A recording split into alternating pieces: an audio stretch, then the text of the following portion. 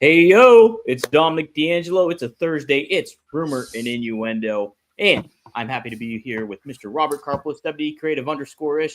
Robert, happy Thursday to you. Is it still very hot down in Florida? It's nice. It's a comfortable 87 degrees at the moment, so it's practically winter. It is. That's very wintry down there in Florida. I will say that much. Hey, I had to catch up on Dynamite a little bit this morning and just did it in the nick of time, but I had a good reason. Guess who goes to my bank, Robert? I The got master nothing. of horror, Mr. Tom Savini. I was at the bank getting a roll of quarters for laundry, trying to find my wallet, and I heard a man in the side room talking to somebody else. And then they were saying, "Oh yeah, I go to conventions and stuff like that." I paid no mind. But then when he got on the phone, he said, "Hey, this is Tom Savini," and my ears perked up. And sure enough, that was Tom Savini in my bank, Robert. So there we go. Did you Little did you story. go over and talk to him? I did not. No, he was too. I didn't want to interrupt because he were in his room and had his phone on, so I didn't want to say anything. So, but I did acknowledge his presence. So What a anticlimactic I story. know, right? I thought this was going to end with like the reason I didn't get to watch it was we became friends. We're hanging out. He's part of your podcast empire. Who knows? Maybe at some point I'll see him again. I'm sure, and he lives in the Bloomfield area. So, let's say hi to some folks in the chat here. We got Triple E saying, "What's up?" A hotline episode today. Yeah, I'll do a hotline episode. Brassringmedia.com. Kimmy Star says, "What's up, guys? Can't wait for working stiff. I ran out of audiobook hours. Oh, man. What you been reading on audiobook, Kimmy?" Dre Owen says, "What's up? Bobby Lashley breaking character was the highlight of my Dynamite." We will definitely talk about that segment and Collision tonight. Wrestling Old Head says, "Cue Travis Scott's Fiend song. Interesting." And Wrestling Old Head says, "Because Savini helped make the Bray Wyatt Fiend mask." Oh, I got you. Okay. I Robert. like that you read one of the comments and not the second part of it, and you like reacted in real time. That was kind of fun. Thanks. Yeah. Hey, Hey, thanks. Robert, were you thankful for AEW Dynamite last night and what they had to present to everyone? don't do it, Tom. I, I thank you. No, I don't. I really no. we won't do it. Look, last night's show was right down the middle. Like Fonzie? No. You didn't call it down the middle. And we didn't have an excessive amount of blood loss. No, it was a ground rule double. It was a fine, by the books 2-hour episode of TV. I think the matches they put out there, they were good. They were not revolutionary. There weren't a lot of oh my god matchups. It felt oddly a lot like a mid-90s episode of Raw. Even down to the main event, it kind of felt like, all right, we're going to do, champion Shawn Michaels against, whoever, Damian Demento or something like that. Like, just we knew who was going to win all these matches. It's to advance whatever the stories are. Could have been Shawn Michaels, Isaac Yankem for your main event. Speaking of guys who were wrestlers who had careers, in this case, it was a bull who's also a lawyer. Who's also dating one of your top female stars. Not dating one of my top female stars. Yes. Okay. No, but it opened. The show did open with two of those top female stars in Toni Storm and Mercedes Moné. And the thought that I had here is, boy, this is a long build. Yeah, they're slow playing it a little bit here. I'm okay with it though. I think you can create some more. You didn't get Toni Storm a chance to speak, and I think when she talks, it means a lot. So build it to next week. Slow play it a little bit if you're going to do it. So agree. It's a lot of, hey, we're telling the physicality, we're telling the story. That match more than any is really teed up as a. One person has all these titles, the other one has the only title she cares about. And that's kind of the thrust of the story that you need. Making it personal and having the physical attacks and things like that. I don't know that it makes me more excited to watch this match. It's one of those things, I don't think they need more of a reason to face off other than one has the title, one wants the title. We saw this strain with the Tiffany Stratton Charlotte Flair feud, where they were trying so hard to get this additional level of relevance beyond just, dude, I'm excited to see Tony Storm and Mercedes Moné, and I think that's a strong match. I don't know that I need a deeper reason or concern other than, I want to keep my title. I want to get your title.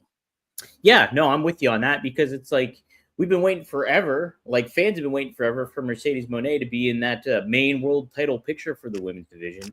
And like, finally, this is happening, and it's happening at arguably your biggest show of the year here. So it's that's all you really need, and it's against your biggest women's star you got going on too at the moment in time too at the same time. So yeah, don't think you need a whole lot of extra bells and whistles with this. It'll be interesting to see how they make it intriguing up until All In does take place. The match that we did have starting things off was Will Ospreay and Swerve Strickland tagging up against Blake Christian and Lee Johnson, and they get the win.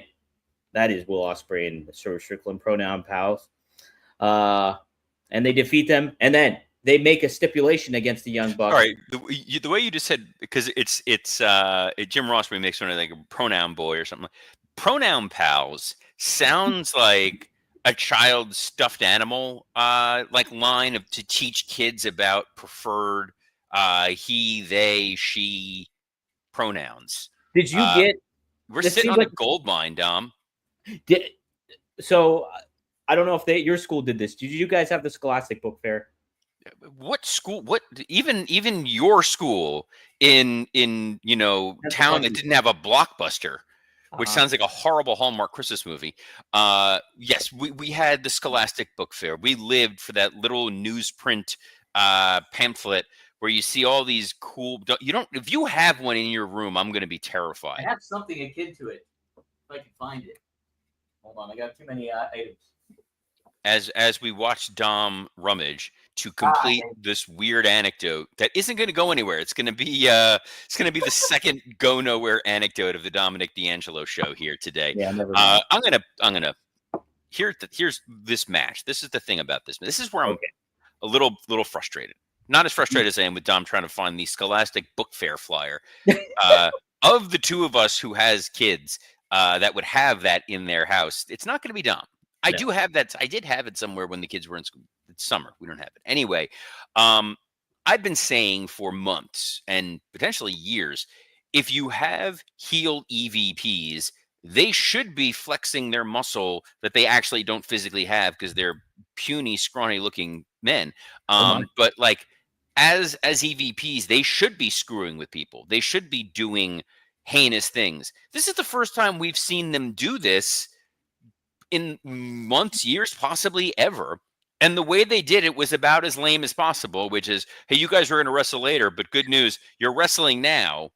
But we're putting you against, Lee Johnson and Blake Christian, who we know don't matter. Yes. And the big, power play is, oh no, you got to tie your shoes. Like it should have been, the odds are stacked against the baby faces in such an egregious way where it's, they get the pin. Oh, did we not tell you this is a submission match? Oh, did we not tell you this is an ODQ match? Oh, did we not tell you it's a special guest referee match? And here comes, what the hell was that guy? Brandon Cutler. They should have just kept piling on and piling in to hammer home the fact these EVPs are awful. Instead, it was, we moved your match up a little bit. And then Taz kind of dismissed that by saying, hey, you should always have your gear on and be ready to go. And we put two of our top stars, including a former world champion, against two dudes who don't really matter. So it didn't feel like what a heinous punishment if it was a 4-on-2 match or a 5-on, anything to make this seem like the deck is really stacked against them, other than you were mildly inconvenienced by having to tie your shoes. That's a great point.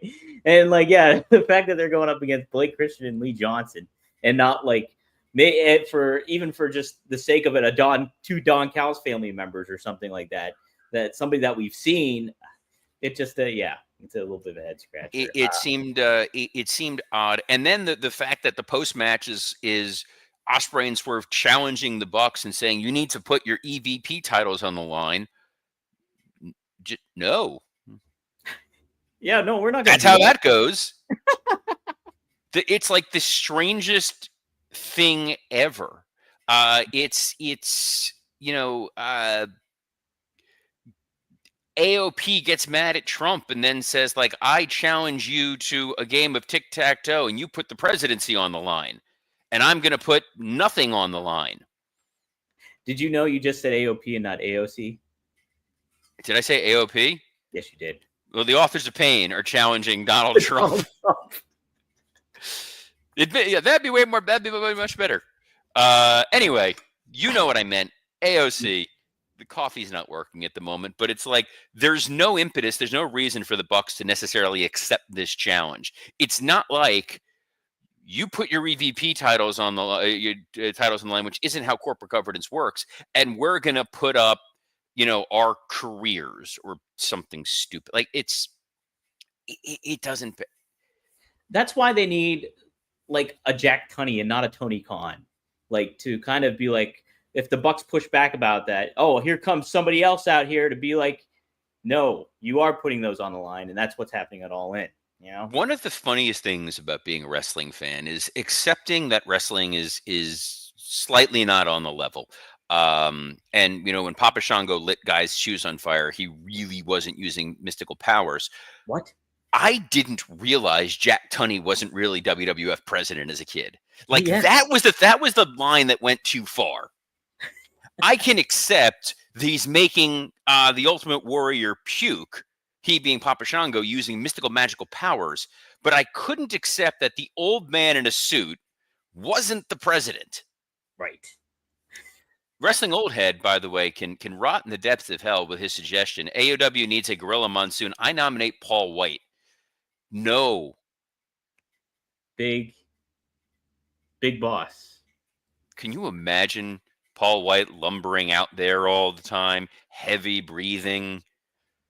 I think it should be. You should segue into Blue Cheese. Young Bucks. With the heavy breathing. Robert. Trent? Yes. And Kota Ibushi.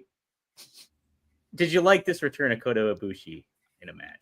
So I like that they gave you a video package. Yes. I like that they try to remind you who Kota Ibushi was. But this was, again, a match where it wasn't ever in question. And that's okay. They used this to set up Kota Ibushi and Okada for next week, which feels like a big match. Yes. I get that it's an anniversary show. It's the 300th episode of Dynamite. Yeah. Which, hey, that's great. Let's give the fans a big time match that they can get excited about, to push to the Kenny Omega thing when it's like Ibushi's back. Hopefully he stays healthy. And this was good. The match with him and Trent was totally fine, but again, never really much in question. This was, again, to continue our mid 90s trek here. This was Owen Hart versus Leif Cassidy. Ooh. Yes, what a gem you pulled out right there. Holy smokes. Up next, we had Jet Speed. Speaking of 90s-esque, that's a 90s-esque tag team name, versus Ricochet and a reluctant AR Fox. But the Hurt Syndicate strike. And, so before that, sorry, because I've got my notes because I'm a damn professional. Yes. Well, mainly because I was supposed to be recording Working Stiff this morning with Scott. He had to push it to later on today. He had a personal matter to attend to. So there was John Moxley sitting in the stairwell. Oh, correct. Yes. They got to stop this. This is a phenomenon that's existed both in WWE and in AEW, where your heel is essentially coaching up the babyface. You got this talent. It's pouring through your hand like sand, and you've shied away from your gifts, and you need to step up and be a man. Stop. Just stop.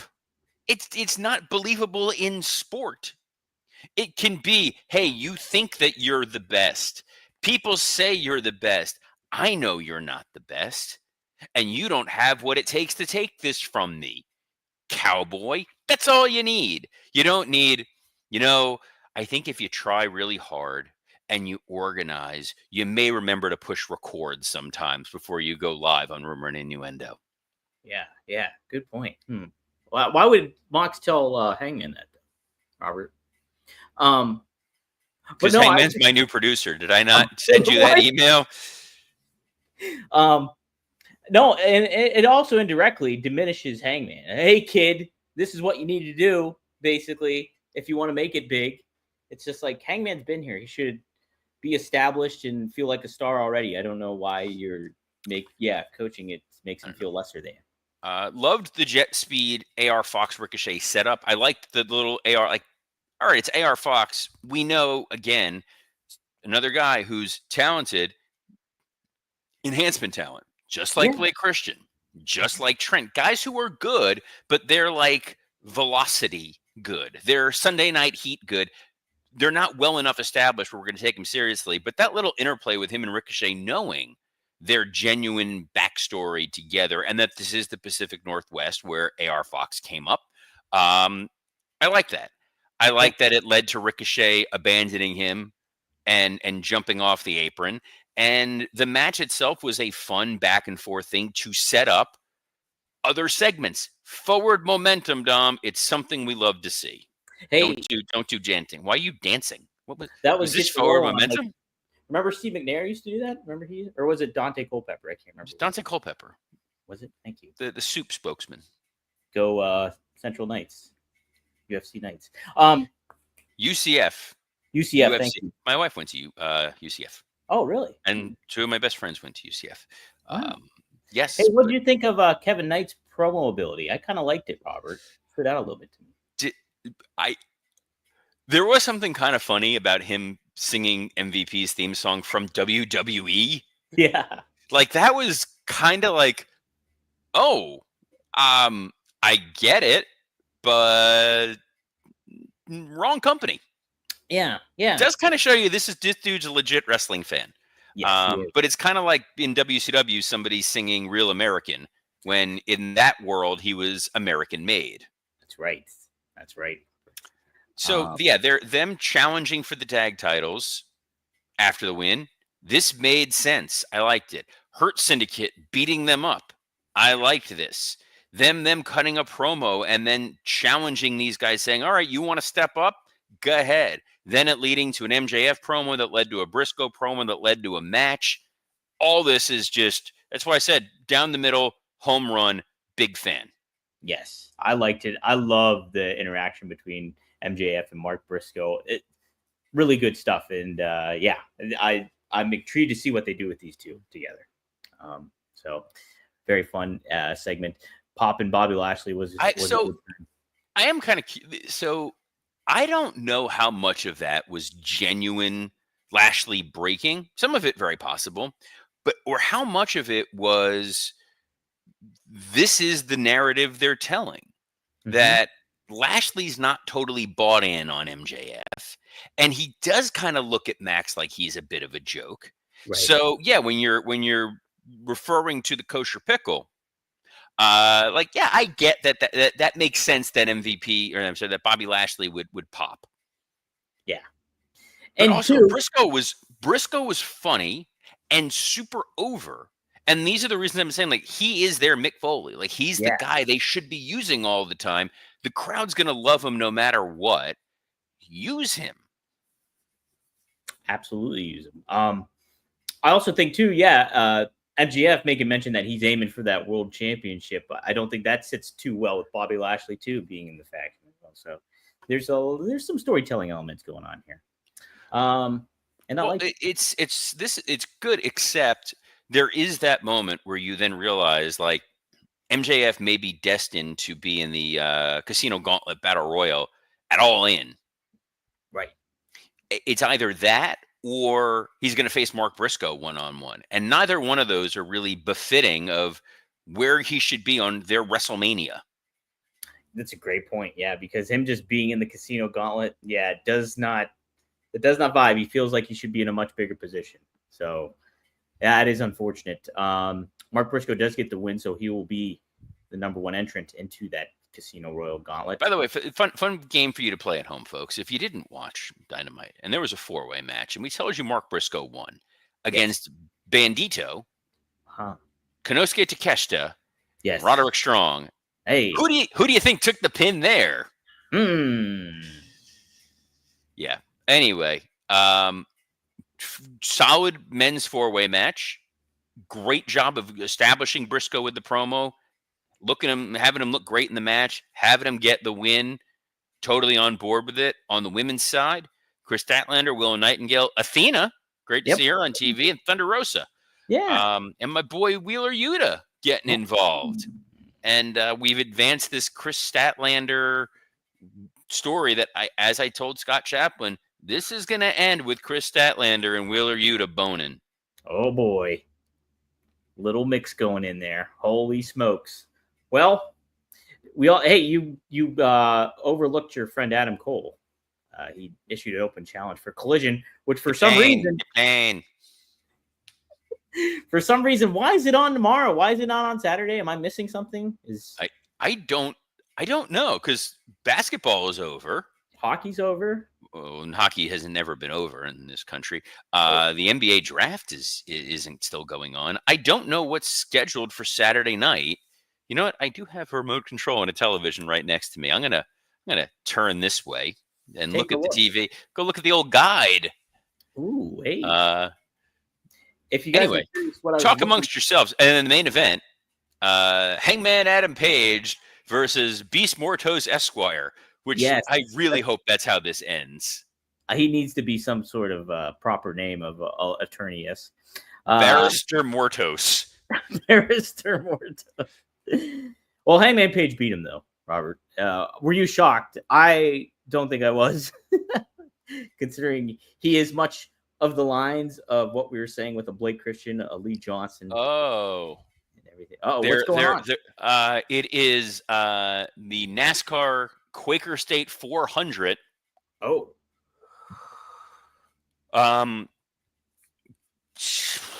Okay. Hey. Getting bumped for NASCAR. One of my all-time favorite jokes was from the television show Frasier, where they were Frasier and Niles were in a bookstore and they were trying to spy on someone, and Niles, to pretend like he wasn't, grabbed the first book he could, which was a racing book, and he just goes, "I'm reading about the heroes of NASCAR." And that always stuck with me every time I see a NASCAR thing on TV, and move right past it, because we're trash TV people. We're not those trash TV people. But you know who are trash people? Those damn dirty Bucks. They are trash people, and they attacked everybody. They held up Hangman Page, and so did Moxley. So did the Death Riders. Out came the Ops, and they tried to stop them, but the numbers game was too much until Will Ospreay and Swerve Strickland came and made the save. And that's how the show ended. Well, Ospreay made the save. I don't believe Swerve came out, did he? Was Swerve not there? Did Swerve come out? I didn't see Swerve come out. Maybe I did. Yeah, it says Will Ospreay and Swerve had. Okay, maybe Swerve did. Yeah, look, I think it's a little early to pull the trigger on the Bucks attacking Hangman. Yeah, right? Because, I had been hypothesizing and pontificating for a while this idea that they're teasing that there's a plan in place with Hangman Page and the Bucks. So it's to make the audience doubt, like, is Hangman going to doubt himself and align with the Bucks? So, yeah, I don't think that's going to happen, Robert. I think Hangman will. Yeah, Devin Dowling said no Swerve. Because I thought, again, the story was Ospreay came out for the save and Swerve didn't. But again, maybe I was wrong. And yeah, the Ops, who were only there to do this. But then I remembered, they taped Collision. I'm sure the Ops were on Collision. But we don't read spoilers. None of that. That's why we don't know that there was an untelevised segment involving Bryan Danielson. Yeah, I had no idea, right? For the second week in a row. Robert, World's shortest retirement. Is this counterproductive? Yes, AEW? I don't even know what we're saying, but yes, usually when it's AEW, something's counterproductive. What's the question? Having Danielson randomly show up and literally diminish his returns. I guess not literally. Yeah, it's challenging when you have a guy who keeps showing up that people are excited about, but isn't a week in, week out player. He's sort of the anti-Goldberg. I don't know how I feel about that, because I like Danielson. Dom, he's sort of the anti-Goldberg. Hey, what's our next story? Oh, that's right. Yeah. It's been over a year. It has been It's been almost a year and a half we've been doing this. And you're the one that created the run sheet. I'm feeding off your stuff, dude. Hey, speaking of Goldberg, his son. Seamless. Just so smooth. His son, Sports Kita. Oh, I can't say it. And this is what he had to say, Robert. Gage Goldberg had the following to say, as Dominic clearly can't drink liquid while talking. Gage said that his dad definitely has the mindset and the mentality to be able to go for a longer match and everything, and 2 matches even. If you look at Gunther right now, that was what my dad was not a couple years ago, but back in the day, that was my dad. So I think it's a good challenge for him for sure. It could be a great retirement match. Look, guys, if you have children, your goal, your dream in life is for your child to look at you, this pathetic failure of a human being, and think that you are on the same level as Gunther. In no planet is someone watching a Goldberg match and going, man, he is definitely the reason that Gunther is the way he is. Definitely different styles. I will defend.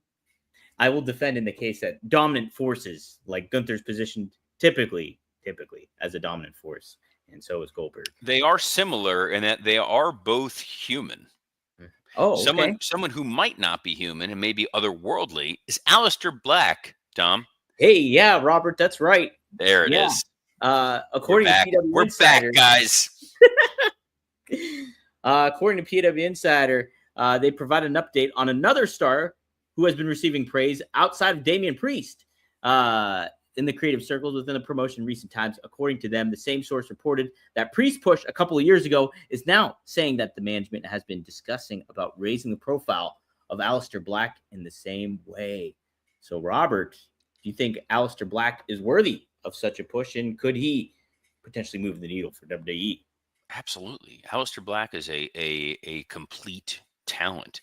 He's a guy who is to some degree an in-ring veteran. This is his second tour of duty with WWE. He showed in AEW with the Malachi Black stable. He is a main event heel if you decide to go that route. AEW didn't pull the trigger on it, but you have Aleister Black right now who has that unique look. He has that Undertaker aura. He's got the great in-ring skill, the mixed martial arts. The kick itself is over. He's a hell of a promo. He passes the airport test. He's a guy who, let's just think about this one right here. Aleister Black, Jacob Fatu for the U.S. title. That's an intriguing matchup right there. Mm-hmm. You can build Aleister Black up as a heel and put him up against Cody when Cody is champion again. Aleister Black is a dude who fits a number of different positions. You can surround him with a WWE version of the House of Black. I would nominate the War Raiders to be partnered up with him. Big, monstrous force. Do what they tried to do with Karrion Kross in the Final Testament, but do that with Aleister Black, and I think you've got something really, really interesting. He's a guy that they should invest in. Hunter wanted to invest in him before. The guys that Hunter was super bullish about and super in on, guy like Aleister Black, guy like Karrion Kross, guy like Keith Lee. He's got an eye for what these folks are, and it's a guy who merges the in-ring skill and the sports entertainment perfectly. And I think that's what's going to be a lot of fun. Wrestling Old Head 0 for 2 by saying Aleister Black versus Damian Priest would be good stuff. I feel like they tried with Priest. He's there's just something lacking. But something that's not lacking. Mm-hmm. Rumor and Innuendo. We are here every Monday through Friday on, dare I say, plethora of platforms, including the WWE Creative _ish X account, the @Dominic D'Angelo X account, the @SE Scoops X account, and on YouTube on ad-free shows and Rumor and Innuendo. Dom, I will be back with an episode of Working Stiff, hoping to record this afternoon with Scott Chaplin. So keep your eyes out for that. We will be back tomorrow doing a preview of Night of Champions. So that'll be a lot of fun. Assuming Saudi Arabia is still there tomorrow. I haven't checked the news. Things are moving pretty quickly here. But someone who moves at a very unique pace is my co-host and he is the best friend of fellow bankmate Mr. Savini, Dominic D'Angelo. I'm Robert Karpolis. Best of luck in your future endeavors. Robert, you're my other best friend, alongside Tom Savini. Let's make a faction together.